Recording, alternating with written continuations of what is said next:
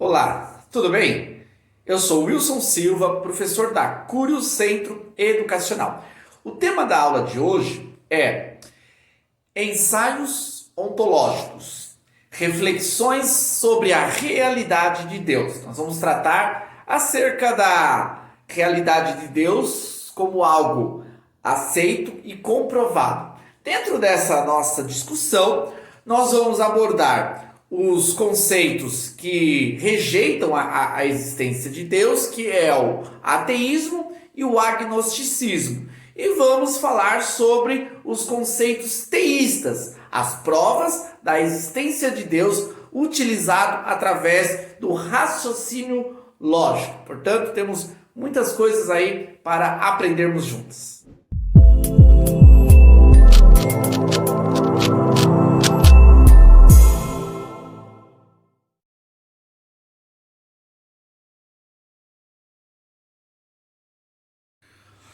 O ateísmo é uma corrente de pensamento que vai defender a não existência de um Deus que criou todas as coisas, um ser absoluto. Neste caso, o ateísmo vai se pautar em uma série de argumentos que vão tentar fazer valer o seu posicionamento. Dentre esses argumentos, nós podemos destacar o principal, que é a questão do mal. O problema do mal é um argumento defendido pelos ateus para provar a não existência de Deus. Segundo eles, se Deus existe, esse Deus deve ser bom e todo-poderoso. Portanto, não há necessidade e espaço para o mal no mundo. Já que o mal se faz presente no mundo e esse mal não é destruído, ele permanece dentro da sociedade, então, logicamente, esse Deus não existe. Esse argumento ateísta é um argumento que se pauta na ideia de dizer que o mal está relacionado com a onipotência de Deus. Isso não necessariamente é um fato.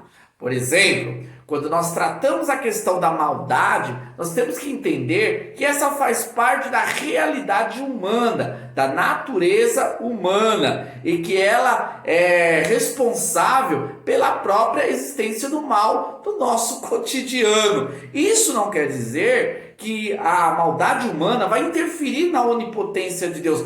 Deus, sendo onipotente, pode sim interferir sobre a questão da maldade. Porém, se Deus, na sua soberana vontade, ainda permite que o mal se faz presente, isso não tem nada a ver com a sua onipotência, no sentido de que ele não tem poder para isso. Então, colocar a responsabilidade humana, que está relacionado à maldade, como prova da não existência de Deus, é um argumento complexo e realmente não passa pelo bom crivo do raciocínio lógico. Outro argumento defendido pelos ateus está relacionado à questão da liberdade. Isto mesmo. Jean-Paul Sartre, ele vai utilizar o silogismo da liberdade para tentar afirmar a não existência de Deus. Ele diz que se Deus existe, tudo é determinado por ele. Se tudo é determinado por ele, o homem não é livre.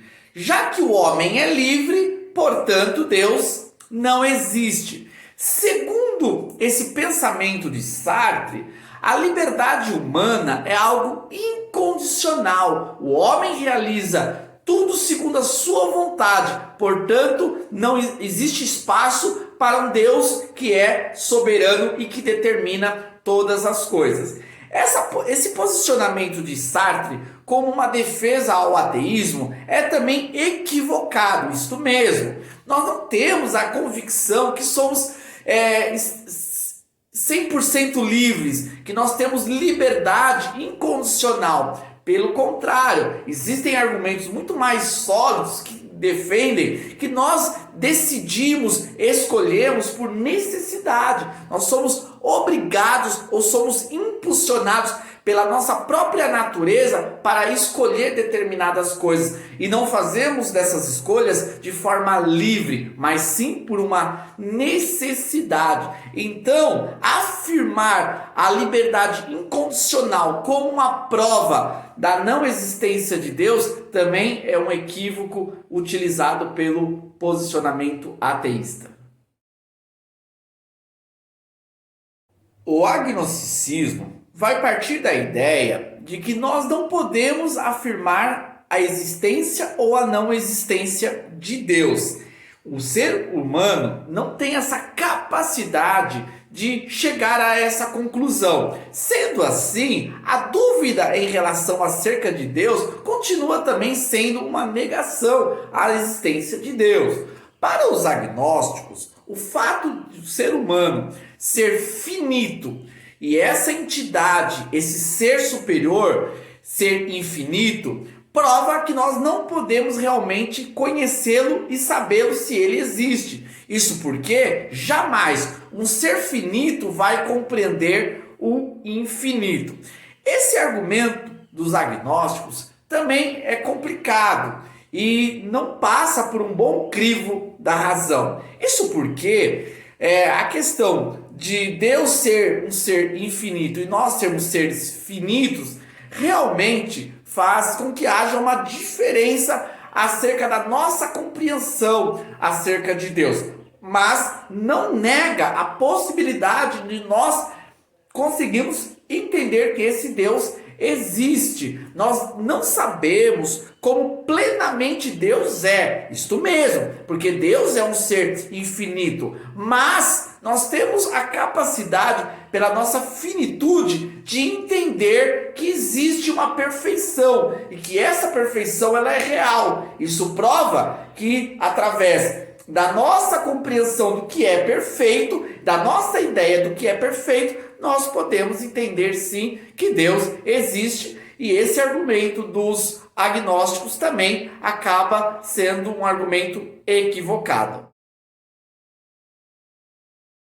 Um segundo argumento utilizado pelos agnósticos é que o conhecimento é parcial. Isso mesmo, toda verdade que é conhecida, ela não é conhecida por inteiro. Nós conhecemos algo fragmentado, algo particular de uma verdade. Sendo assim, sobre uma verdade, nós não temos todo o conhecimento dela, porque o nosso conhecimento é parcial. Fundamentado nesse argumento, eles vão dizer, já que o conhecimento todo no universo é fragmentado, nós não temos certeza de nada. Sendo assim, não é possível provar a existência de Deus. Em partes, o argumento de que o conhecimento que nós temos acerca da verdade, ele é parcial, é coerente, sim. Mas o fato desse nosso conhecimento sobre uma verdade ser parcial não anula a veracidade da verdade, que essa verdade é uma realidade e que ela pode ser aceita e compreendida por nós. Isso mesmo, quando eu sei sobre uma verdade, mesmo que o que eu saiba sobre essa verdade não seja uma verdade integral, eu não conheça tudo sobre aquela verdade, mas uma parte dessa verdade já me garante a certeza de que essa verdade existe. Sendo assim, o fato de eu conhecer a verdade de Deus de uma forma parcial já comprova que Deus realmente existe e que isto é um fato. Mais um argumento que pode ser refutado dentro do pensamento agnóstico. Os teístas são uma corrente de pensamento que acreditam na existência de Deus. Isto mesmo, essa corrente de pensamento, ela se fundamenta em vários argumentos. Nós vamos trabalhar nesse vídeo explicando 5 argumentos dos teístas que provam a existência de Deus. Esse fato é realmente desconhecido por muitas pessoas que acham que a existência de Deus está fundamentado num pensamento místico que não pode ser comprovado pela razão humana. Isso é um grande equívoco. Os teístas utilizaram, através de argumentos racionais e lógicos, fundamentos que comprovam a realidade da existência de Deus. O argumento cosmológico se fundamenta no conceito de causa e efeito. Todo efeito tem uma causa. Nada que existe, existe por uma causa. Isto mesmo. Por exemplo, quando eu vejo um objeto, uma caneta, eu sei que essa caneta, ela não existe por acaso. Não. Houve uma pessoa ou um grupo de pessoas que criaram esse objeto e desenvolveram para que esse objeto se tornasse uma realidade. Quando eu olho construções, prédios, edifícios, casas, eu entendo que houve pessoas que projetaram, que estabeleceram para que aquela realidade que é visível pudesse ser concretizada. Isto mesmo. Então, todo efeito tem uma causa. Neste caso, quando nós olhamos para a natureza, olhamos para os céus, olhamos para as estrelas, olhamos para o universo e a sua realidade, nós temos que entender que houve uma causa. Isso não surgiu do nada ou por acaso. Isso mesmo, é impossível acreditar que através de uma catástrofe, uma explosão, algo que foi realizado de forma imperfeita, tornasse algo perfeito, como é o universo na sua constituição. Portanto, a causa e o efeito é uma das provas que Deus realmente existe. A nossa razão, ela exige a existência de um Deus para que possa ter existido tudo isso que nós temos no nosso universo. Argumento teleológico significa que tudo que existe, existe por um propósito. E que esse propósito, ele aponta para a realidade de alguém que estabeleceu esse propósito. Nesse caso, quando nós olhamos tudo o que está ao nosso redor, nós entendemos que tudo que foi criado, que existe, existe para um propósito. Sendo assim, como explicar da onde surgiu o propósito do Sol? O Sol, ele não existe por acaso. Ele se faz necessário para um propósito.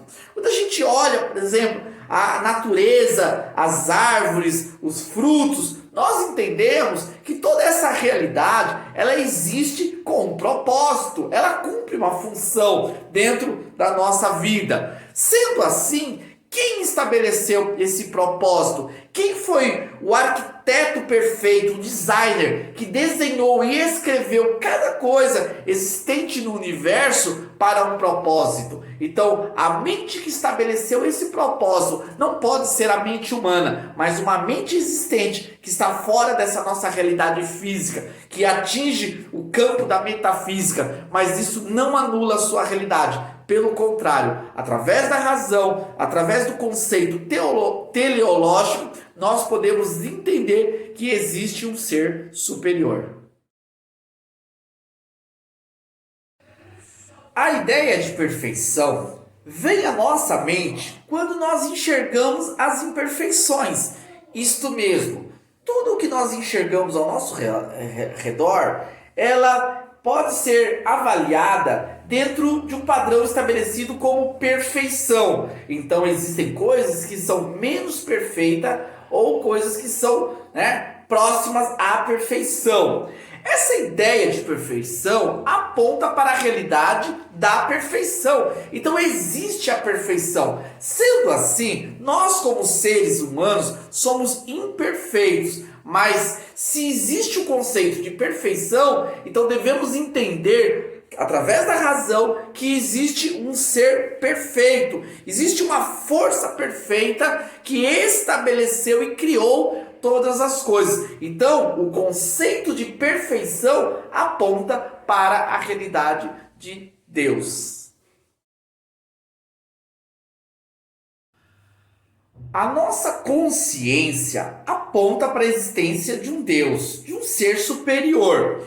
Isso é comprovado pelo chamado fenômeno universal. Estudando os povos e as tribos em todas as épocas, nós vamos chegar à conclusão de que todas tinham uma ideia acerca de uma divindade, de um Deus, de uma força superior. Portanto, esse fenômeno que é universal, que está presente em todas as regiões, em todos os povos, comprova a sua existência. Não é possível nós acreditarmos que todas as pessoas, que todos os povos estabeleceram uma consciência acerca de algo que não exista.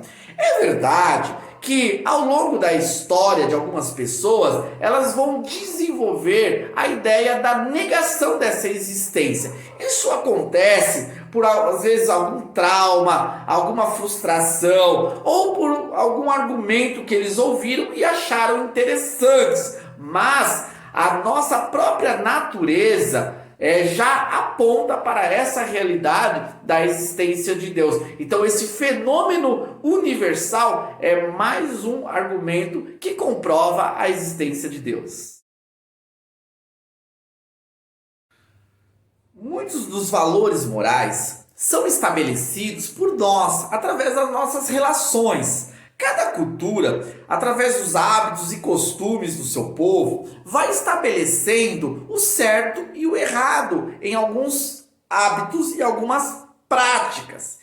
Entretanto, existem alguns valores morais que são universais, isto mesmo, são aceitos e vivenciados por todas as comunidades.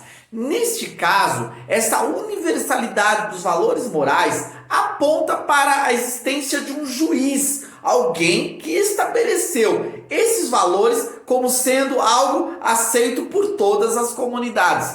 Este seria o argumento da existência de Deus. Não é possível acreditar que esses valores que são universais surgiram do nada. Não, mas é viável acreditar, através da razão humana, que existe um legislador que estabeleceu essas leis para serem entendidas por todas as pessoas.